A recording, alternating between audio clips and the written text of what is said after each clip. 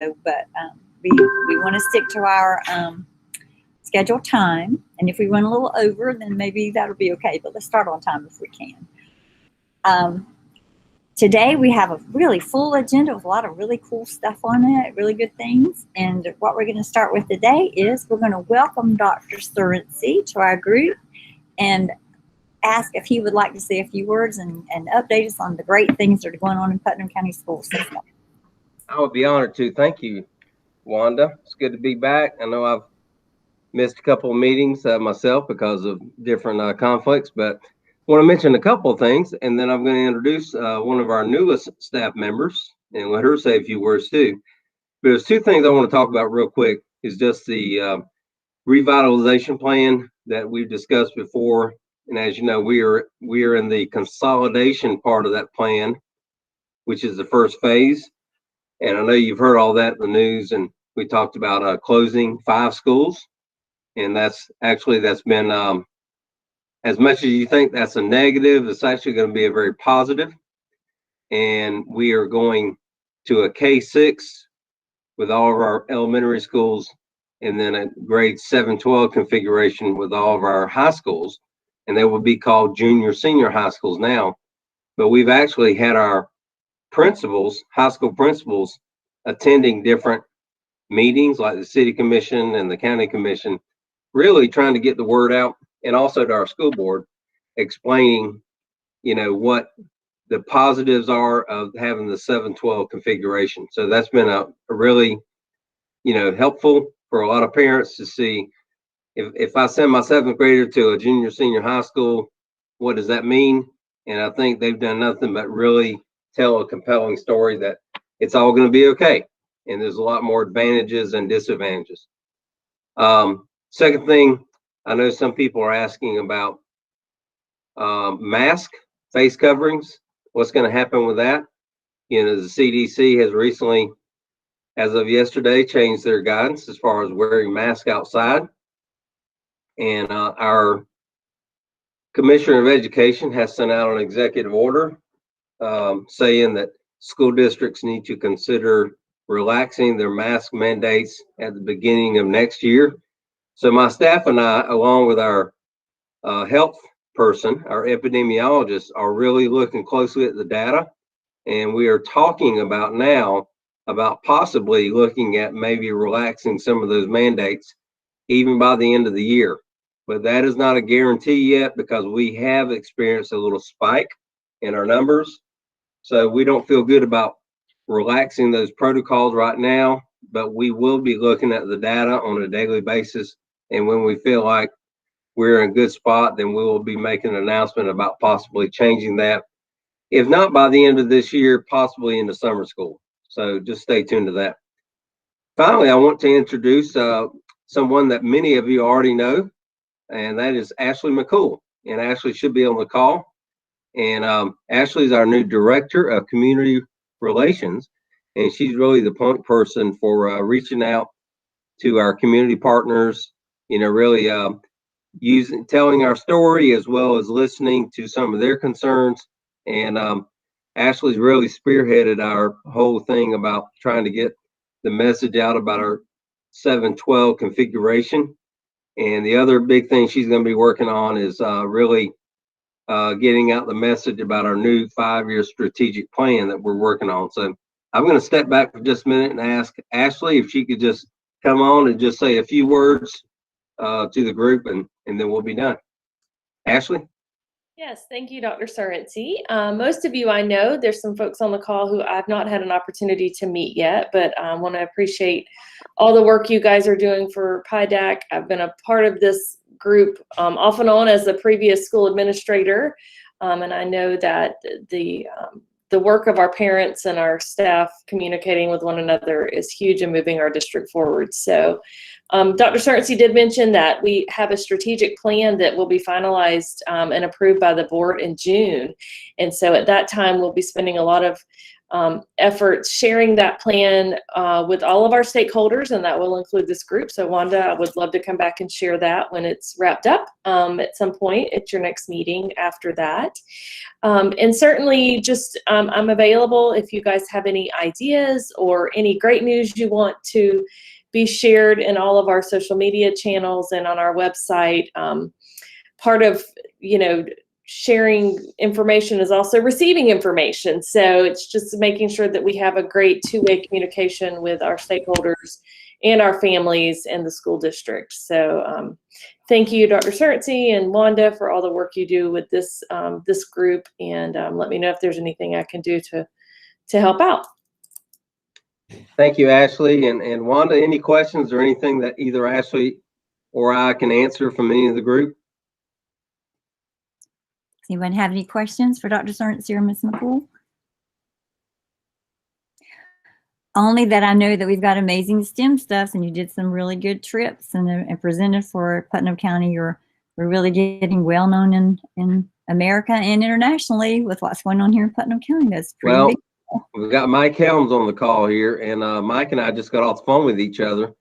We are actually, we just found out yesterday, we're going to be presenting our STEM and AI presentation at the NEFEC Summer Leadership Conference at Sawgrass this July. So don't know if Mike has anything he wants to add, but that's a wonderful opportunity for us to share some things. And we've already had other school districts from around the United States, not just Florida, really buy into our STEM initiative and our AI initiative. And I can't be more proud. I mean, people are calling Putnam County, including Duval County, right, Mike? Mike, you want to share that? Here.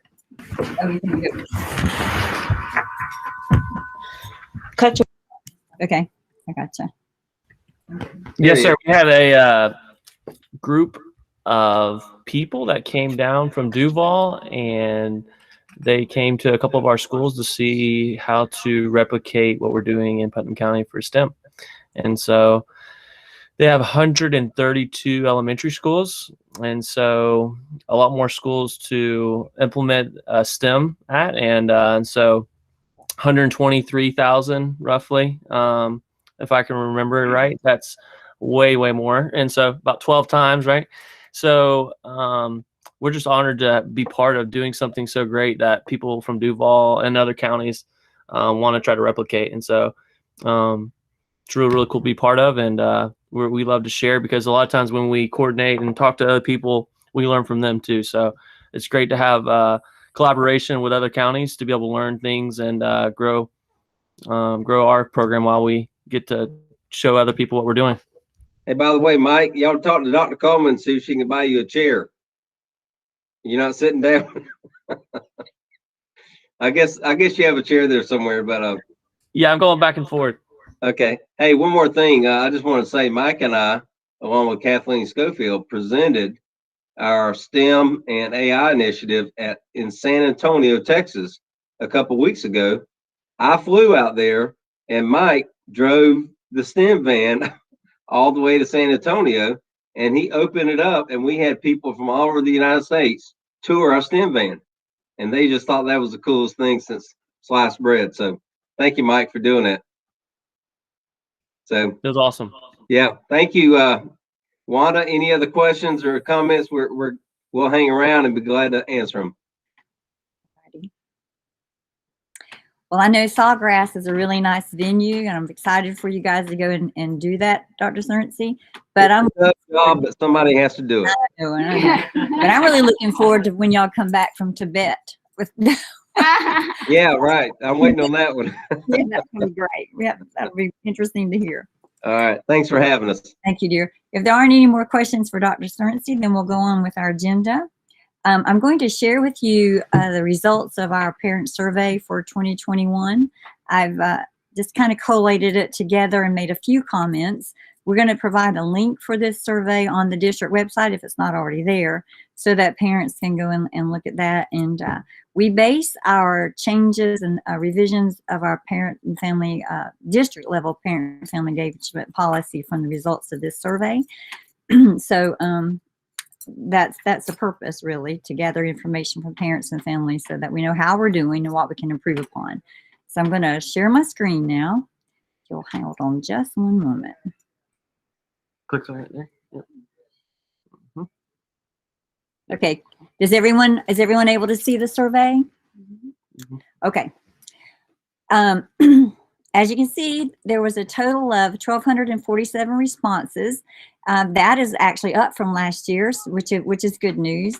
We used to do this survey in paper pencil for many, many years, which was very cumbersome and kind of unhygienic, because those surveys would come back in all kinds of shapes, and we would take the surveys individually and scan them using a Scantron machine that we had that would create our charts and graphs.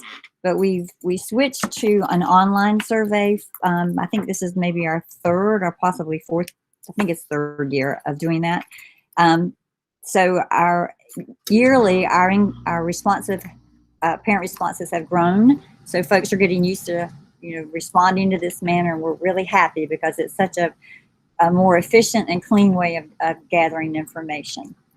All right, this year we revised a little bit the questions. PIDAC folks actually revised our questions a little bit, but not too much different from years past, only basically to reflect the COVID changes that we had to make at our schools because of COVID. So the first question talks about how does your child attend school? And if you can see, the majority of our students are still brick and mortar. There were a few, 144 that actually did option 1 and 2, so they were both. And then 133 students, I'm sorry, dear. Option 2 was digital learning at home. It was 144. And then 133 students did a combination of 1 and 2.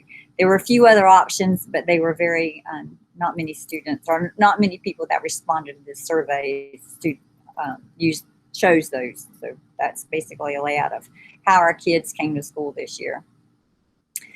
All right, I'm just going to go through these and let you look. At the bottom of each of the little graphs, I've did some addition. This side is kind of the positives, because the way we state our questions, if you strongly agree or agree, then you think that's a good thing. And if you strongly disagree or strongly disagree, then you think it's not such a good thing. You don't feel positive about that question. So the first question was, the school provides opportunities for me to be involved in our child's education. And then we gave some examples of that. As you can see, 62% of our parents agreed that we're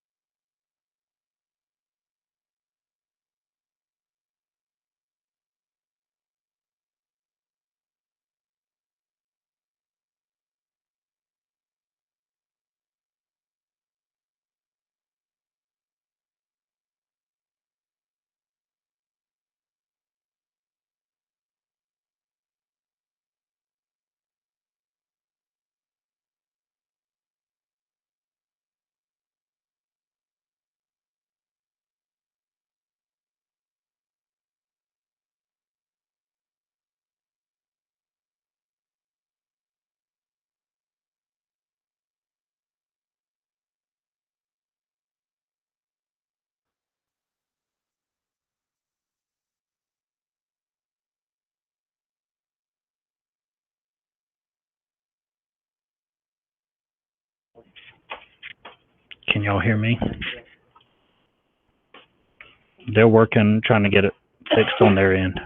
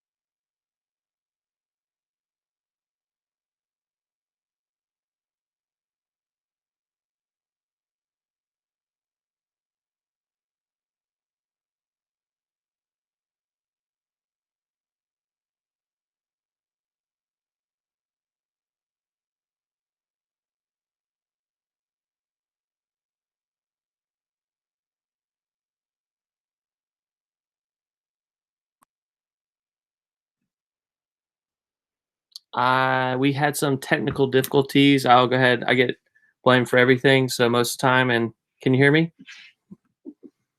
Good now? We're good. Yeah. Nathan? So the internet was down and a little technical yeah, okay, it's good. Oh, good. So we're going to share your entire screen. Click on I think this. that's what messes up there, do you? No, that's not. I lost connection too. So Okay. she's going to start off. Thank you, Sue. Mhm. All right, folks, so I'm not really sure where I was frozen, but I'm just going to start on question 8 because that's what came up on my slide. Okay, and let me repeat that this survey is available. If it's not available, it will be after this meeting online in the federal programs on the district website at federal programs, and you can view the results there. And these chart, and you'll actually see it in chart form, so it's very easy to read. So my child's teacher regularly communicates to me, which is very important. Why are we doing that? I don't know what that's doing. Let me put that down there. 62% of respondents felt that we're doing a good job with our teachers communicating with our parents. 69%. This was the second greatest of agreement, which is good news from a Title I standpoint, because 69% of the parents understand that they have a right to be engaged in their child's education. So that was good news. And then question 10, encourage us to review and provide input for the school parent compact. 62% of the respondents are aware of the compact, which is really good, and they feel like they had an opportunity to provide input. Number 11, encourages me to review the school improvement plan. 60% of respondents do feel that they had to have the knowledge that the school improvement plan requires their input, or they can put input. All right, 59%. This was one of the higher numbers that strongly disagree. It tied with the other question. It encourages me to review and provide input for the family engagement plan. So I guess we need to talk more about our family engagement plan. And then number 13, encourage to attend the Title I meeting, which is very important. 61% were invited and encouraged to attend. All right, this data shows you which of the following limits you to being able to attend school activities virtually or in person. This is like how we can determine a barrier to parent engagement. The first thing is your family schedule. It's always the family schedule. Families are busy, so it's hard sometimes to get to school. The second thing is the lack of communication from school. That actually is usually that's pretty high. Pretty low. So we kind of goes along with the rest of our data in the survey. We do a better job of communicating. And then the time of school events. generally that's after school, and parents have other things to do at that time, I think. So those are areas we want to look at and maybe address or will address in our plan. Which of the following do you prefer as a means to receive information? Phone calls and emails were very close together as at number 2, but the number 1 by far was text. Parents like to get text. That's how we communicate these days. And then finally, number 3, a written notice, home, or apps. They kind of were very close. So those 3 ways are the best ways to send out information according to the respondents. Which of the following would you like school to more information? The first, they kind of tied together very closely. Help your child study and complete homework, which is always such a traumatic experience, or at least it's been my experience with my own daughter and grandchild, trying to help them with homework at night. And then to help your child, strategies to help your student achieve. Those 2 things are very close. How to help my child with math. That's been a big issue with parents at PIDAC meetings for several years. That math is not everyone's strong point. It's hard to help a child at home. And reading. So math and reading are right there. And then that's just that information in graph form. Okay, folks. So like I said, this information will help with our policy, write our district policy, and that link will be provided so that if anybody wants to go and look at it, they can. Right, Yeah, I'm gonna. Okay. What is that doing? That's. I just can't click on it. Let me make sure something. We're not. Did they not hear any of that? Yeah, I think they're good. Okay. Just you did hear it all. y'all still good? Okay. So Can the you repeat it Wi-Fi all back to me? Yeah. Can we get a summary? A summary. I can. Okay, you're good now. All right. Was that a question? Yeah. Okay, yes. And that summary that I put together, I can email out to folks or upload it onto our website. So that'll be there for you. I didn't want to summarize it too much because I don't want to put my thoughts and words into everybody else's interpretation, but that was just a quick overview. All right, very quickly, I have a very great opportunity for parents at schools. We have a little more parent-family engagement money that we need to spend. So we would like to invite parents at schools to fill an Amazon cart with up to $500 worth of learning materials that they feel that their teachers and parents could use at their school. So I'm going to just throw that out there. If you are a parent that's with us now, and I know we have probably a couple, you can text me later or call me later or email me later. I'll give you a little more details. If you are a principal or administrator at a school, please get that word out to your parents. Find a parent that you think would be interested in doing this so that you can get these materials for your school. And I'm available. You can email me or call me, and I'll give you a little further information on that. Okay, right now I would like to turn our meeting. Well, first of all, are there any questions before I go forward?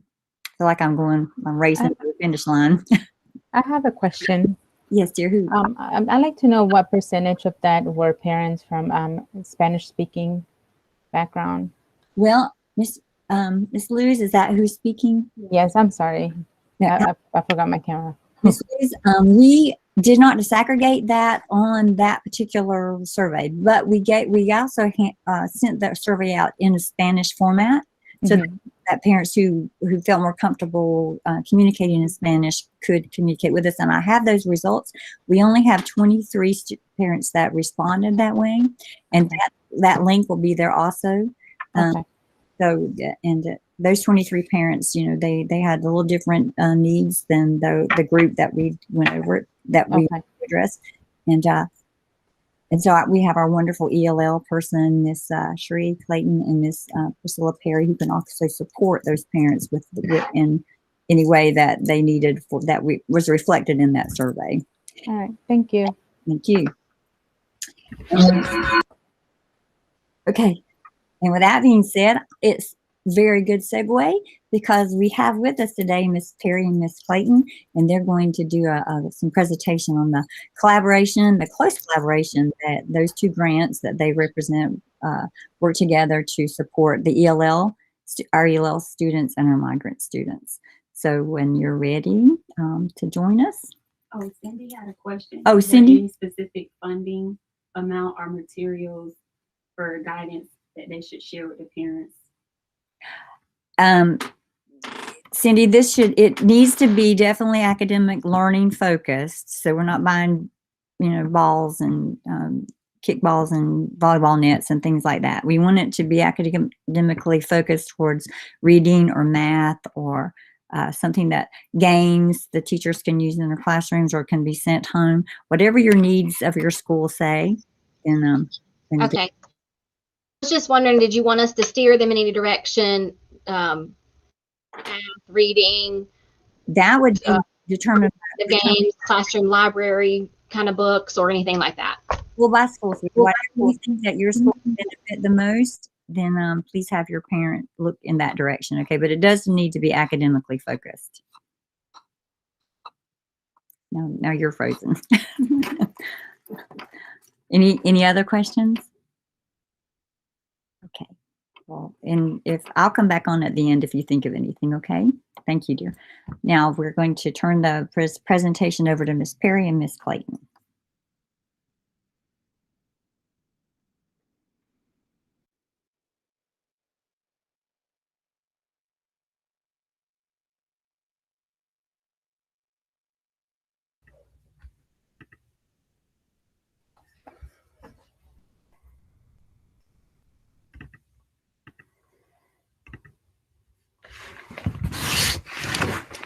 Good afternoon, everyone. I am Ramonda Cherie Clayton. I'm our English Language Learner Support Leader.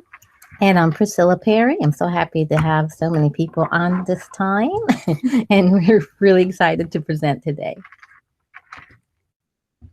So we're going to go ahead and start off with the Migrant program. Pretty much it's been in existence for about 55 years. And basically, I did some points here of what it is for. Okay, the purpose of the Migrant program is to help children that move a lot, that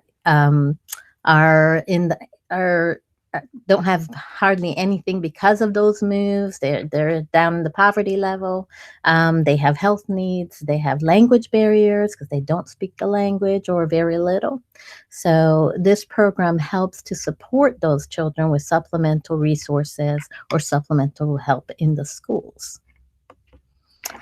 Basically, how we find those children is here. I put some examples of some of the things that we use to find these children so that we can assist them while they're here in our county.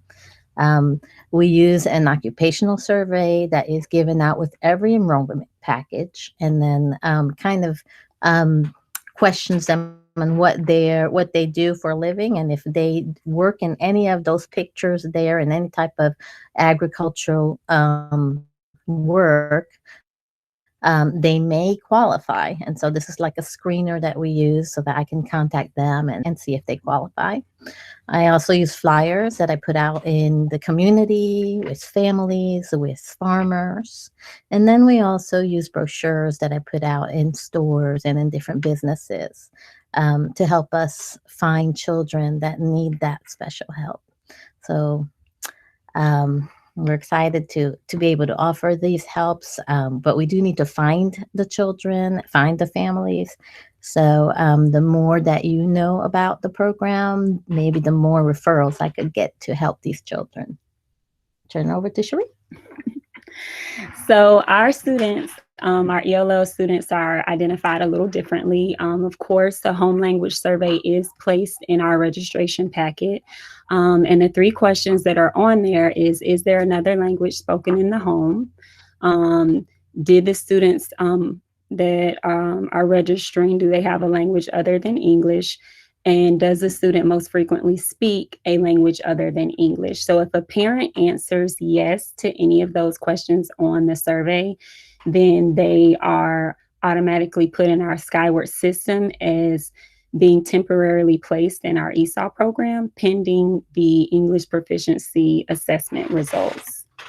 So the assessment that we give in our district is the IPT.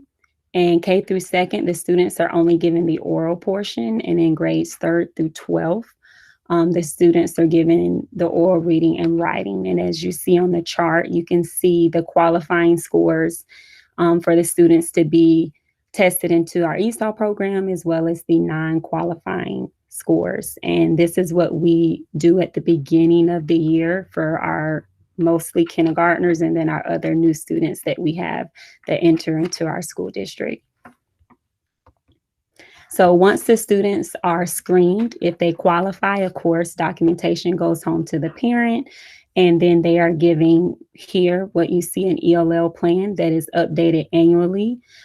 We have our teachers, myself, our parents, administrators all meet annually to update this information with their test scores and to go over effective instructional strategies that the students will be receiving, as well as accommodations both in the classroom as well as on state assessments. And if a student does not meet the qualifying scores to enter into ESOL and get a plan, then we also update and send that information home to the parents so that they are aware as well. As of right now, we have currently about 644 ELL students district-wide. So once the student enter into our ESOL program here, they are assessed annually. We are just finished up this assessment. It's called Access for ELLs, and they're assessed on their English proficiency. You can see the language domains. This is a sample score report. They're assessed in listening, speaking, reading, and writing. And in order for a student to be considered proficient, they have to get a 4 in reading and a 4 overall. And if they're in a tested FSA grade, they have to get a 3 or higher on FSA ELA to be considered proficient and exit out of the program. I believe our score, we had about 19% proficient, and then this past year we went up to 22%. So we'll be waiting our score reports at the end of the school year to see what our percentage of students proficient will be for this upcoming year. So that ties into a lot of what I do. Of course, our identification of our ELL students. I also oversee the implementation of Imagine Learning, which is our supplementary support program that we use to support our both our ELL and our migrant students. I coordinate our Access for ELLs testing, which you just seen a sample score report. I also work closely with our ELA coaches and our administrators to see what their needs are for each school in order to support their teachers as we help our ELL students work towards being English proficient. And another big thing, what we've been doing, of course, is our parent involvement, working to support our families as they support our students. So we're going to share with you guys some of the parent involvement activities that we did this year. Let me do this. All right, so in September, we started off our parent involvement with a graduation night. Of course, we still weren't having any meetings, so we made it a drive up, and we made packets for students that were going to be graduating within the next 2 years. And pretty much parents were to come in, drive up, and they'd get their little packet. And in our packet, we had lots of goodies. We had the ACT, SAT prep book. We had information on testing that was going to happen throughout the year. And we also gave them a graphing calculator in there. So it was a really good return on coming out for the drive up. And so here are some pictures. We did this in Crescent City, and we sent it out there. And there's some pictures of who came. It was a good turnout. Another big thing that we did this year, we celebrated Hispanic Heritage Month, which we highlighted this in October.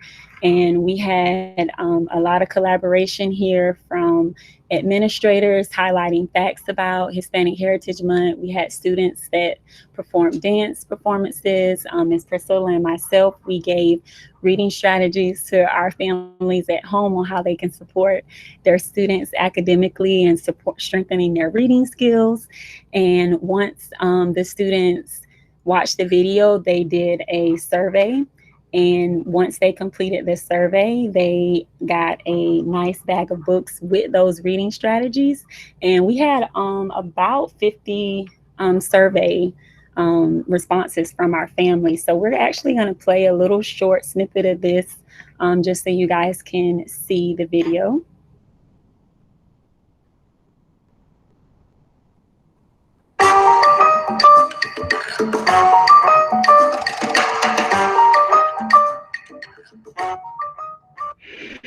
Hello, my name is Cherie Clayton, and I'm our English Language Learner Support Leader. About 10% of our student population here at Putnam County School District are Hispanic. It is important to us to honor their culture by celebrating Hispanic Heritage Month. Hi, I'm Superintendent Rick Searcy. Putnam County School District is happy to celebrate Hispanic Heritage Month. This evening, Cherie Clayton and Priscilla Perry have collaborated with Crescent City High, Miller Middle, Middleton Burney Elementary School, and QI Roberts to highlight Hispanic Heritage Month. This evening, you will hear students and staff honor Hispanic culture through literature, dance, and art. Closing our virtual Hispanic Parent Night, Cherie and Priscilla will be shining a spotlight on some famous Hispanic authors and books and some helpful reading strategies while reading at home with children. Once the parent night is over, there will be a link to click with a brief survey where you can provide feedback to us, and your child will be given a bag of free books with a list of reading tips as mentioned in the parent night presentation. Buenas noches, soy Pris.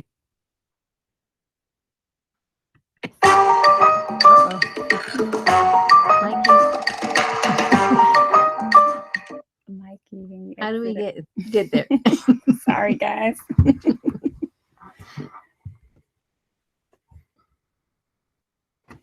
So those are just a few pictures of the students that did the survey at home, and you can see them getting their bag of books that we promised after completing our survey about the parent night. Our other parent night that we did recently is our virtual math family night, and here we had Miss Wingfield from Middleton Burney and Miss Jamie Rivera, one of our district coaches. They highlighted how to use math manipulatives with the toolkits that we purchased, as you can see on the flyer. And after completing the survey, the students received these free math toolkits, and these toolkits were like $20 a piece. So they had some really good manipulatives in there, the ones that they use in school. So the parents were able to see how they could use those to support their students gaining, strengthening their math skills. So we're going to play a quick.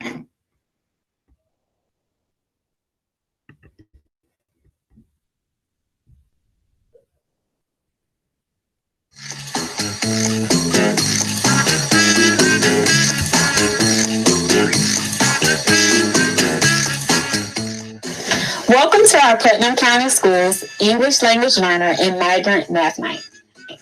My name is Mrs. Clayton. I am our English Language Learner Support Leader. And Ms. Perry, who is our Program Specialist for Migrant Education, will be joining us momentarily. Tonight, two of our wonderful teachers will share ways you can help your child practice math skills at home. They will demonstrate how your child can use math manipulatives to learn various math skills. These toolkits are designed for your child's grade. Please click on the survey link below this video. Your input will help us improve our programs, and we will send free math toolkit home for your child. Thank you for joining us tonight. Bienvenida a nuestra noche de matemática para estudiantes del idioma inglés y migrantes de las escuelas del condado de Putnam.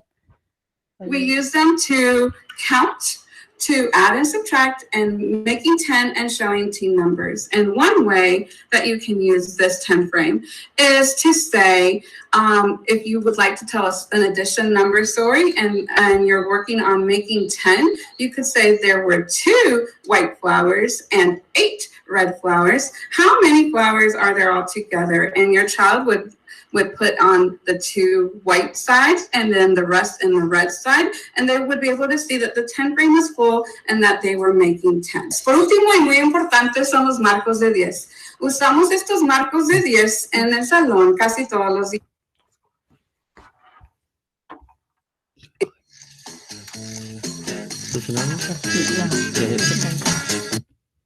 All right, so you can see that those were just a few pictures of the toolkits that we delivered to the students.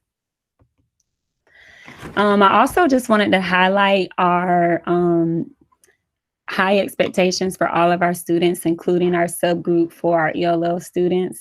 And if you look, you can see that our percentage of our graduation rate has increased from 47.1 all the way up to 89.5 in the last couple of years. So we're really excited to see the growth that we've been seeing in our students. This is just our mid-year data. As I stated, we do have Imagine Learning, which is our supplemental program that we use to support our ELL and migrant students. It offers them both literacy and oral vocabulary support. So this is for Middleton Burney. You can look, it starts all the way at pre-K all the way to 5th, and you can see the growth for each grade level here and this is, like I said, middle of the year data. That was the literacy. This is the oral vocabulary data for beginning to middle of the year. So again, you can see each grade level, there has been growth so far. And then looking at our Brownie Pierce middle of the year data for Imagine Learning, this is the literacy data. Again, you can see the growth for each grade level. And then as well as for their oral vocabulary data, you can see the growth that they have there. We also have Imagine Learning is being utilized at other schools as well. And finally, to recap, pretty much this year, we were able to assist and supplement our kids in schools by adding paraprofessionals that would be in some of the schools that had the most predominant migrant and ELL. And those paraprofessionals were there to support those children, to help them in tutoring, to help them in graduation requirements, pretty much just to support them. Okay, of course, we did the Imagine Learning this year. We also had the workshops that we got to share with you. Okay, we also refer them to needed services that maybe is not something that we have here at school, but we have contacts, so we refer kids outside of school. And finally, at the end of the summer, at the end of the school year, we were able to give Summer Bridge packets to all of our students so that they could continue to learn during the summer.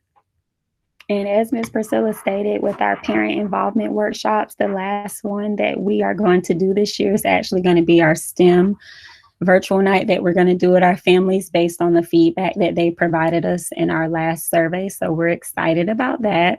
And we just want to take this opportunity to thank you guys for allowing us to share with you today. And does anyone have any questions before we close out?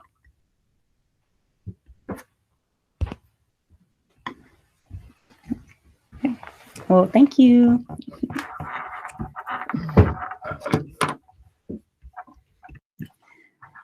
Well, thank you, Ms. Clayton and Ms. Perry. We don't have a date yet. We got to wait for the book to come back in, but we'll get with her with Cindy. I think she heard you. I think she said okay, so I think she heard you. Okay. Well, I just wanted to add to that, that working with Ms. Clayton and Ms. Perry and seeing that all the extra things that they do and their love of their children and their families truly they have for those that population of people. It's amazing. We're very blessed to have them. And that growth that you saw in student learning can really be attributed to excellent instruction for one, but also for all that targeted support and after-hour support and all the support that Ms. Clayton and Ms. Perry provides families. So thank you, ladies, very much. And I know there were a few draggy moments in our presentation with our video, but I want to tell you that we have the most talented videographers and editors at Federal Programs. If you could have seen it at full speed, the whole thing, you would be even more impressed. So thank you, Ms. Domini and Mr. Helms. Thank y'all very much. Well, are there any questions for me in general or anybody else in the group that presented today? Because we've reached the end of our agenda. And if I was not clear about the purchasing supplies for parent engagement and teacher supplies for your school, then please reach out to me. You can email me at www.my.putnamschools.org. Or I text all our PIDAC parents a reminder every day the day before PIDAC. So you actually have a cell phone if you can hear me. So you can actually text me if you too, and we'll work to get that opportunity out there to schools, and so that we can give you some good supplies. Well, if that's everything, then we're going to call this meeting at an end. Our next meeting will be May 26th, and I'll send out reminders in the agenda. And if you would like to participate in any way on the agenda, if you'll just let me know, I'll add you. Okay.